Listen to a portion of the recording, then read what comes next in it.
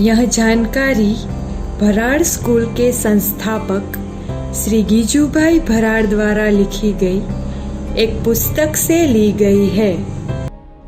यह वीडियो में हम वैज्ञानिक सर जे थॉमसन के बारे में जानेंगे। उनका जन्म 18 दिसंबर 1856 में ब्रिटेन में हुआ था। उन्होंने हमें इलेक्ट्रॉन के बारे में बताया।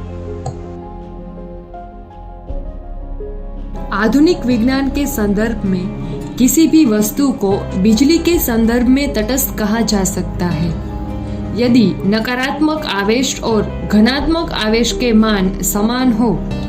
जिन कणों में यह ऋणात्मक आवेश होता है उन्हें इलेक्ट्रॉन कहा जाता है और जिनके धनात्मक आवेश होते हैं उन्हें प्रोटॉन कहा जाता है, तथा कुछ कण ऐसे भी हैं जिनके पास कोई आवेश नहीं है, उन्हें न्यूट्रॉन कहा जाता है।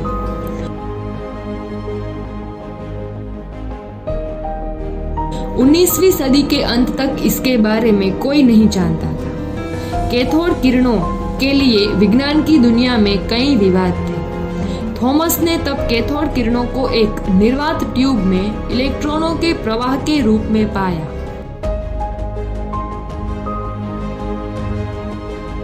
अर्थात उन्होंने इलेक्ट्रॉन पदार्थ के परमाणुओं में कणों के द्रव्यमान और वेग की भी खोज की।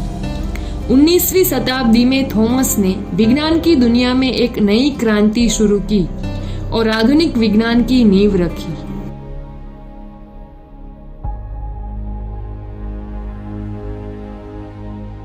उन्होंने फिर पदार्थ के नाभिक में प्रोटीन और उसके चारों ओर विभिन्न रेडियो में घूमने वाले इलेक्ट्रॉनों पर शोध किया। थॉमस ने आज के इलेक्ट्रॉनिक्स युग में उपयोग किए जाने वाले कई उपकरणों की नींव रखी। सिद्धियां, अवार्ड एवं विशिष्ट संशोधनों।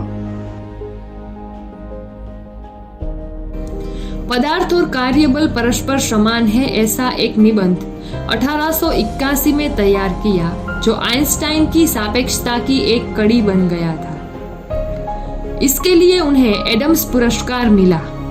उन्होंने 1897 में इलेक्ट्रॉन की खोज के लिए 1906 में नोबेल पुरस्कार जीता। उनके बेटे ने भी 19वीं सदी में इलेक्ट्रॉन विच्छेदन के लिए नोबेल पुरस्कार जीता। सकारात्मक किरणों, द्रव्यमान स्पेक्ट्रोग्राफी और इसके उपयोग की भी उन्होंने खोज की। कारकिर्दी एवं कार्यक्षेत्र। एक बच्चे के रूप में वह अपने पिता की किताबों की दुकान में लगातार पढ़ते रहते थे और वह बहुत उत्सुक भी थे।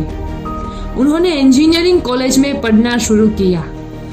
उनके पिता की 2 साल के भीतर ही मृत्यु हो गई। छात्रवृत्ति और दोस्तों की मदद से उन्होंने केवल 19 साल की उम्र में इंजीनियरिंग की डिग्री प्राप्त कर ली। फिर उन्होंने भौतिकी और गणित का अध्ययन किया और मैक्सवेल की तरह सैद्धांतिक भौतिकी के अनुसंधान में गणितीय ज्ञान का उपयोग किया। वह केवल 28 वर्ष की आयु में 1884 में कैवेंडिश प्रयोगशाला के महानिर्देशक बने और 34 वर्ष की आयु तक इसमें शोध किया। यह वीडियो में हमें यह जानने को मिला है कि आज और अतीत में कई वैज्ञानिकों ने अपने शोध में अपनी मेहनत और परिश्रम का अधिकतम उपयोग किया है।